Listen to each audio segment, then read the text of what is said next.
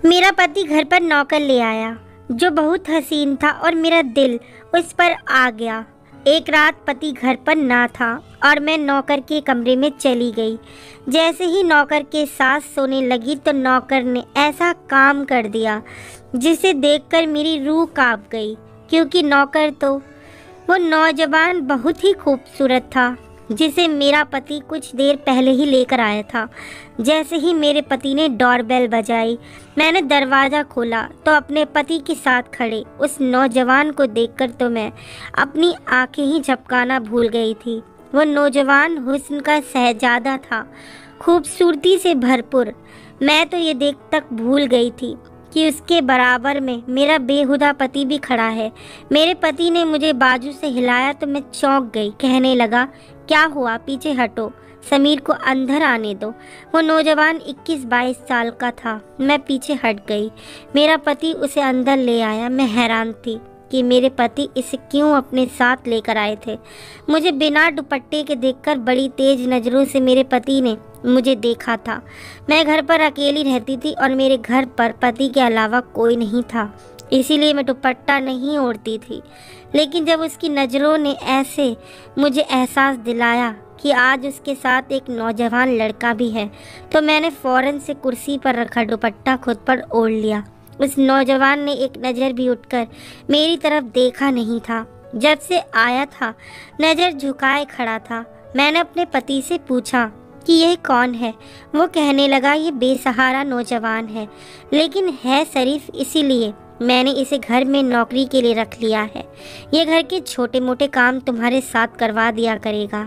हालांकि ये बात सुनकर मुझे बुरा लगना चाहिए था कि एक नौजवान को मेरा पति घर ले आया था, वो भी घर के कामकाज करवाने के लिए। मुझे बुरा नहीं लग रहा था। अंदर ही अंदर न जाने क्यों मैं अपने पति के इस फैसले से बड़ी खुश थी। मैंने कहा, ये तो आपने बहुत अच्छा किया, क्योंकि मुझे घर के काम करने में बहुत मुश्किल पेश आ रही थी, और फिर जब बाजार से सामान लाना होता है तो मैं तो थक जाती हूँ। वो कहने लगे, हाँ इसीलिए तो रखा है ताकि तुम्हें बाहर न जाना पड़े, तो तुम बाहर के सारे काम इससे करवा सकती हो, और घर के भी छोटे मोटे काम भी ये कर दिया करेगा। हमारा घर बहुत बड़ा तो नहीं था कि नौकरों के लिए कोई क्वार्टर होता, इसीलिए मेरे पति ने घर का स्टोर रूम इस लड़के के लिए खाली कर दिया। मेरे पति ने वहीं पर एक चारपाई रख दी और एक पंखा भी लगवा दिया। मेरे पति ने एक प्लेट में खाना डाला, वो भी उस स्टोर रूम में दे दिया। मुझसे कहने लगा कि जब कोई काम ना हो तो इसे घर में ज़्यादा घूमने फिरने मत देना, इससे कहना कि स्टोर रूम में ही रहा करे। मैंने कहा, ठीक है। न जाने कि मेरे अंदर एक अजीब सी कैफियत जन्म ले ली गई थी। मुझे पूरी रात सुकून नहीं, नींद नहीं आई थी। आंखें बंद करती तो उस नौजवान का चेहरा मेरी आंखों के सामने आने लगा। न जाने क्यों, लेकिन मेरा दिल यह चाह रहा था कि जल्दी से सुबह हो जाए और मेरा पति अपने काम पर चला जाए। मैं इस नौकर को जी भर के देखूं, जिसकी एक झलक ने मुझे दीवाना सा करके रख दिया था। इतना नूर तो मैं आज तक किसी लड़के के चेहरे पर नहीं देखी थी जितना इस नौजवान के चेहरे पर था। बस मुझे हैरत ये थी कि कैसा अजीब शख्स था। इसने एक बार भी मेरी तरफ आंख उठाकर नहीं देखा था। अगले दिन सुबह मैं जल्दी उठ गई थी।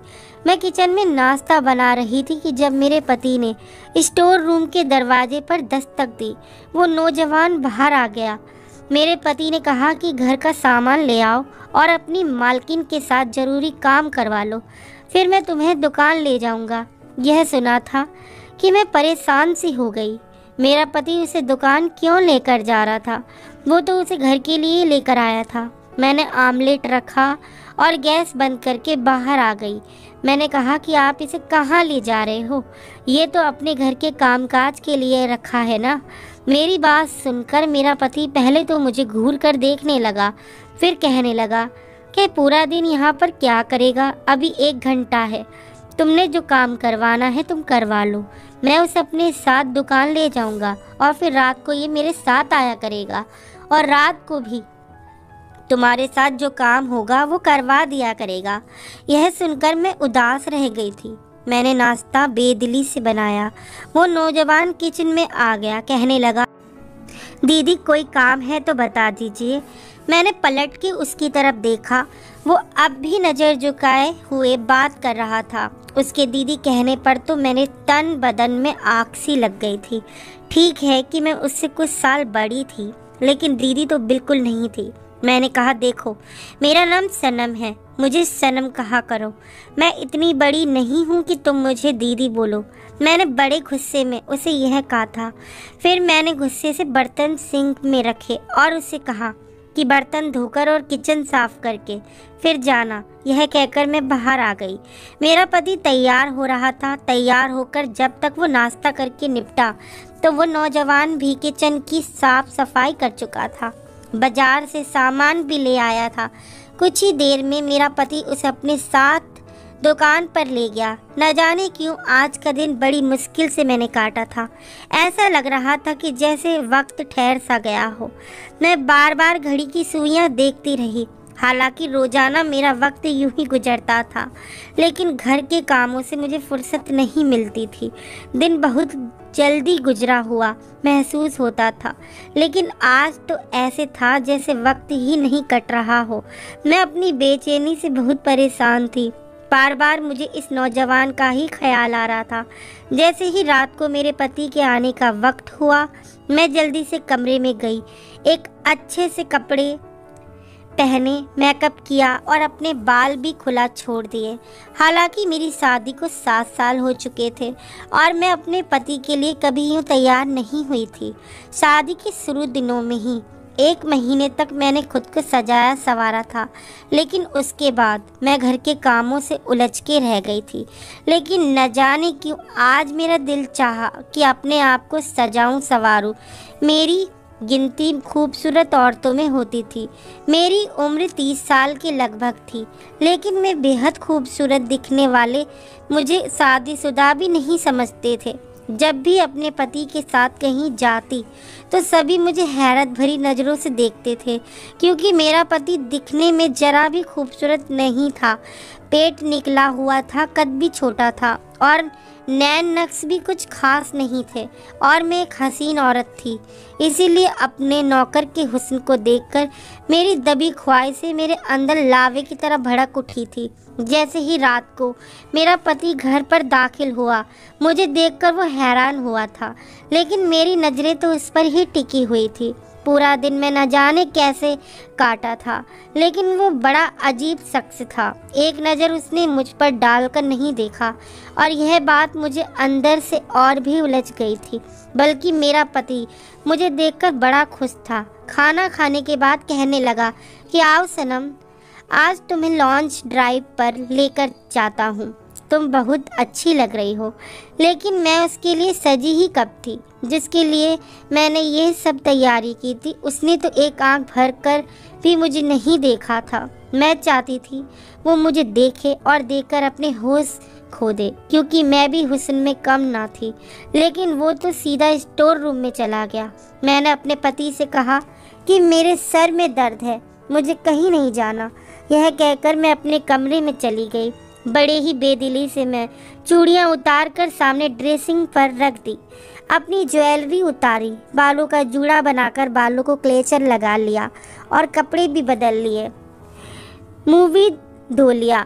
अब मैं सोचने लगी किस तरह से इस नौजवान को अपने पास खींचें। मेरे दिमाग में बस एक ही तरकीब आई थी। अपने पति के उठने से पहले मैं छत पर चली गई, धुले हुए कपड़े उतारे और सीधी उतारते हुए जानबूझकर अपना पाँव मोड़ लिया, और मैं अपना बैलेंस ना बना पाई और दमादम सीढ़ियों से गिर गई। मेरे पैर पर अच्छी खासी मोच आ गई थी। घुटना अलग सूज गया था। मैं रोने लगी, चिल्लाने लगी। मेरा पति और वो नौजवान दोनों ही अपने कमरों से निकलकर बाहर आ गए।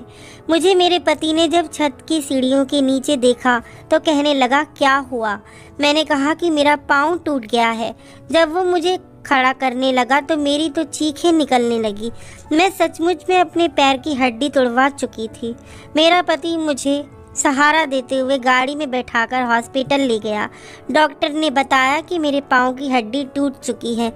मेरे प्लास्टर बांध दिया गया और मैं बेड पर आकर लेट गई। मेरा पति बेहद परेशान था। कहने लगा कि अब मैं काम पर कैसे जाऊं? ऐसा करता हूँ कि इस लड़के को भेज देता हूँ। फिर कहने लगा कि इसे तो अभी दुकान पर गए हुए कितने दिन हुए हैं, इसे तो दुकानदारी का पता भी नहीं है। मैंने कहा कि आप अपनी दुकान पर जाओ, इस लड़के को यहाँ छोड़ जाओ। अगर मुझे किसी चीज़ की ज़रूरत होगी तो मैं इसे कह दूँगी। मेरा पति भी मेरी बात मान गया। वो काम पर चला गया और मैं बेहद खुश थी। हालांकि मेरे पाँव का दर्द की टीस उठ रही थी। मेरा घुटना हिलने से इनकार कर रहा था, लेकिन मेरा दिल बड़ा ही बेफिक्र था। पति के जाते ही मैं इस नौजवान को पुकारा और साथ ही अपना दुपट्टा उतारकर सामने सोफे पर फेंक दिया।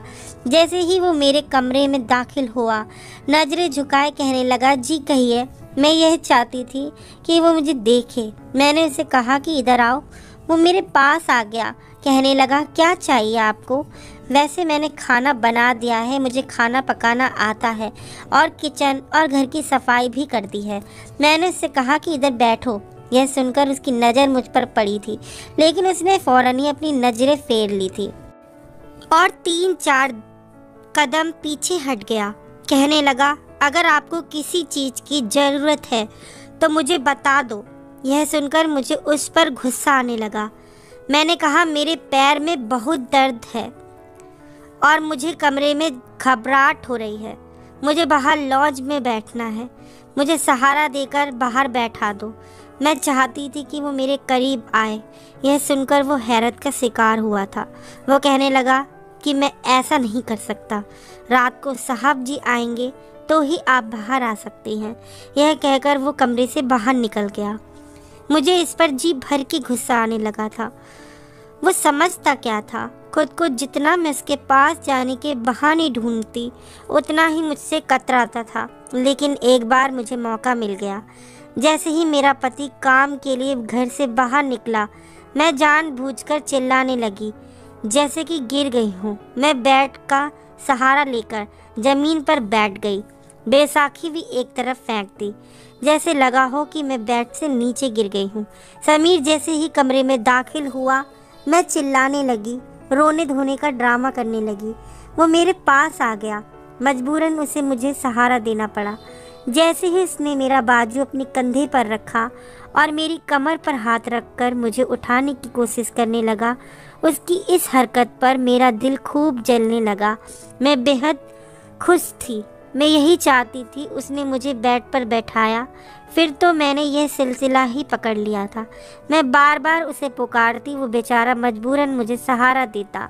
मैं चाहती थी कि मेरी करीबी उसे बेचैन कर दे और फिर एक मर्द के कोई औरत के इतने करीब होने से कुछ ना कुछ तो उसके भी दिल में हलचल शुरू होगी। असल में जब इंसान को जो चीज़ मिले जिसकी उसे ख्वाहिश होती है तो वो चीज़ उसे परेशान करने लगती है। मेरा भी यही मसला था। मेरी शादी को 7 साल बीत गए थे, लेकिन औलाद नहीं हुई थी। मेरे पति ने आज तक मुझे इस बात का ताना नहीं दिया था। मैं एक खूबसूरत लड़की थी, इसीलिए जब भी किसी महफिल में जाती थी तो नौजवान खूबसूरत लड़कों को देखकर मेरी नज़रें उन्हीं के आसपास घूमती रहती थी। मैं हसीन और नौजवान को देखकर ठंडी आहें भरती थी। इस वक्त मुझे अपने साथ बैठा अपना पति बहुत बुरा लगता था। कभी लगता कि मैं जज्बात में आकर गलत फैसला कर ली हूँ। मैंने सिर्फ पैसा देखा क्योंकि मेरे माँ बाप के घर में पैसे की बहुत कमी थी। इसी वक्त मुझे यही लगा कि जब मेरे पास पैसा होगा तो मुझे ज़िंदगी के तमाम ऐश मिलेंगे, तो यह कसक भी दिल से जाती रहेगी। मेरा पति खूबसूरत नहीं है। अब मैं इंसान को हर चीज़ तो नहीं मिलती है। मुझे लगा था कि वक्त के साथ साथ मेरे दिल की यह ख्वाहिश ख़त्म हो जाएगी, लेकिन ऐसा नहीं हुआ। मुझे कभी भी मेरा पति अच्छा नहीं लगा। हाँ, ये था कि मैं एक अच्छे बड़े घर में रहती थी। मेरे कमरे में एसी लगा हुआ था, खाने पीने के लिए हर चीज़ थी। पैसा खर्च करते हुए मुझे सोचना नहीं पड़ता था, लेकिन मुझे अपने पति की संगत से घिन आती थी। मुझे वो बिल्कुल भी अच्छा नहीं लगता था। जितना वक्त मेरा उसके साथ गुजरा, मैं एक दिमागी तकलीफ से गुजरती थी। उस वक्त ना तो मुझे कोई ऐसा अच्छा लगता था और ना ही वो बड़ा घर। कभी कभी मुझे यह लगता था कि शायद मैंने गलती की। अगर मेरा पति मेरा मन पसंद होता तो शायद मैं उसके साथ एक कमरे में भी हंसी खुशी गुजार लेती, उसे जी भर के बातें करती। मेरी ख्वाहिश मेरे अंदर ख्वाहिश बन चुकी थी। समीर को देखकर मुझे लगा कि बस मेरी तलाश खत्म हो गई है। मैं चाहती थी कि वो मेरी तरफ खिंचा चला आए, लेकिन वो नज़र ही नहीं उठाकर देखा था। मैं उसकी आंखों में अपना अक्स देखना चाहती थी। अब मेरा पाँव काफ़ी हद तक ठीक हो चुका था, प्लास्टर भी उतर चुका था, लेकिन मैं जानबूझकर चीखने लग जाती थी ताकि वो मुझे सहारा दे। मेरा पति कहने लगा कि मैं तुम्हें एक स्टैंड ला देता हूँ, उसकी मदद से तुम्हारे लिए चलना फिरना आसान हो जाएगा, और डॉक्टर ने तो कहा है कि तुम अपने पाँव पर वजन रख सकती हो। मैंने गुस्से से अपने पति की तरफ देखा तो मैंने कहा, डॉक्टर को क्या पता है कि मुझे क्या तकलीफ़ है, उसका क्या है, वो तो जो चाहे कह देगा। लेकिन ये ड्रामा भी मैं कब तक कर सकती थी। मैं अपने पति से पीछा छुड़वाना चाहती थी। एक बार जब मेरा पति दुकान पर किसी से बात कर रहा था, उसके पास नोकिया का छोटा सा मोबाइल था, लेकिन वो बात करने में बिजी था। मेरा पाँव अब चलने फिरने के काबिल था। मैं जानबूझकर धीरे से चलती हुई किचन के दरवाजे तक चली गई। वो किसी से कह रहा था कि मैं बहुत जल्द माँ को तुम्हारे घर भेज दूंगा। अब तो मेरी नौकरी भी लग गई है, तुम्हारा बाप अभी इनकार नहीं कर सकता। मैंने बहुत बड़ी रकम भरी है, मैं शादी करके तुम्हें शहर ले आऊँगा।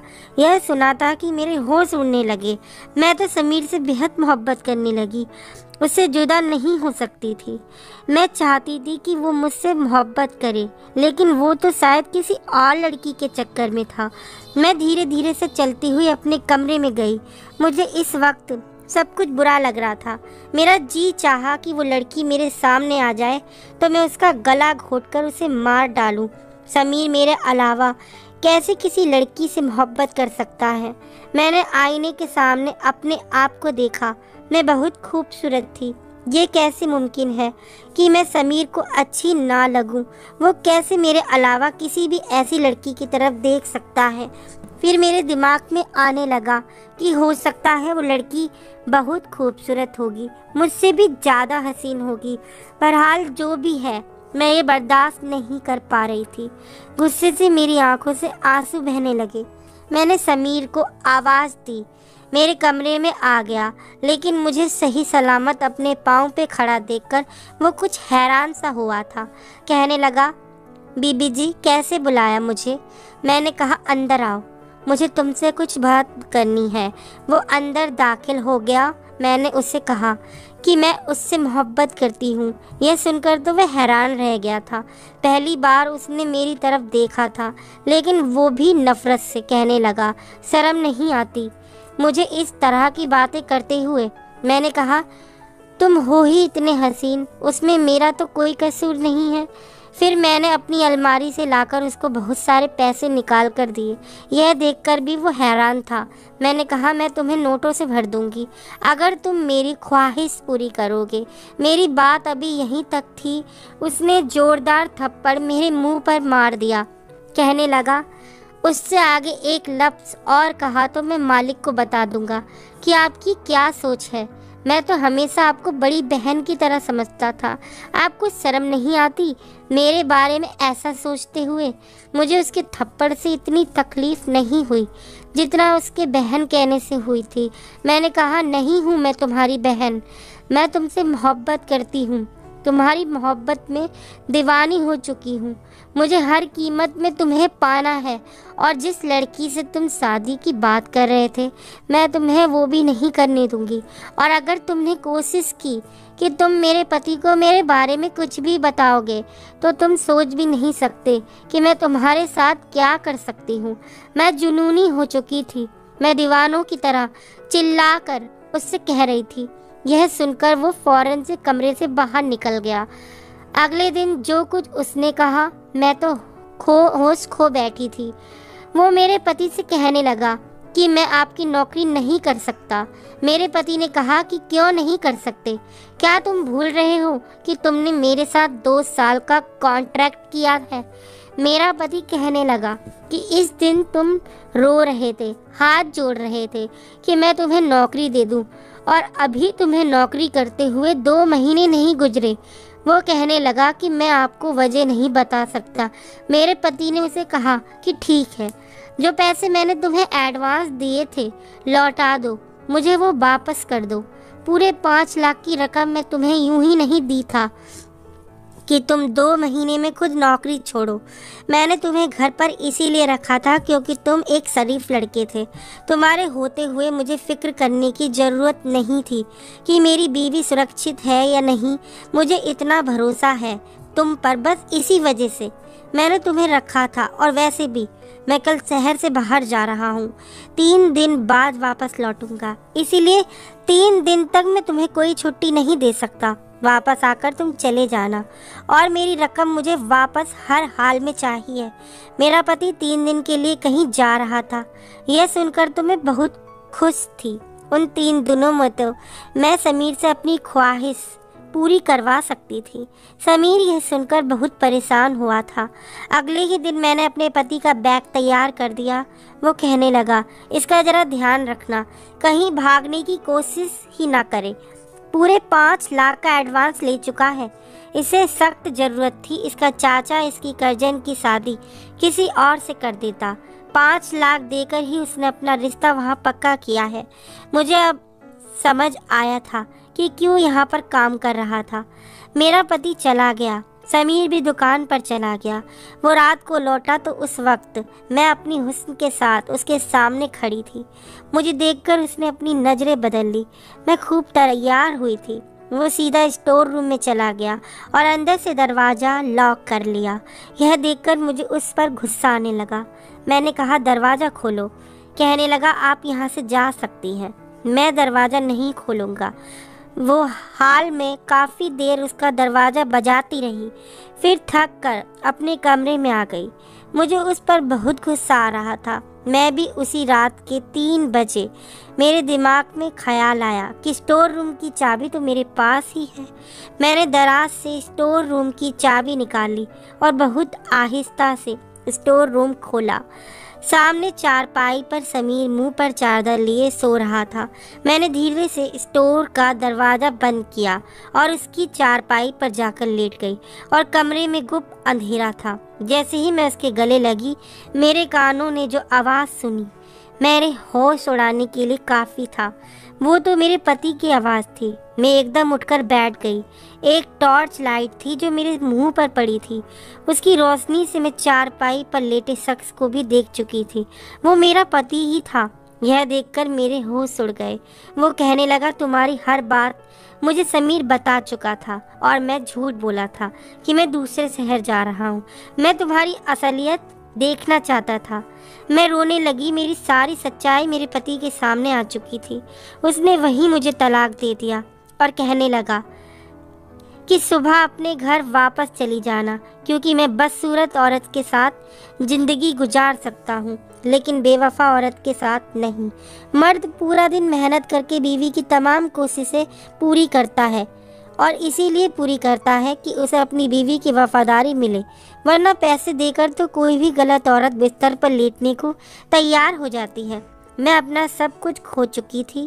खास के मैंने अपनी नज़रों की हिफाजत की होती, जैसे कि एक मर्द होते हुए समीर ने की थी।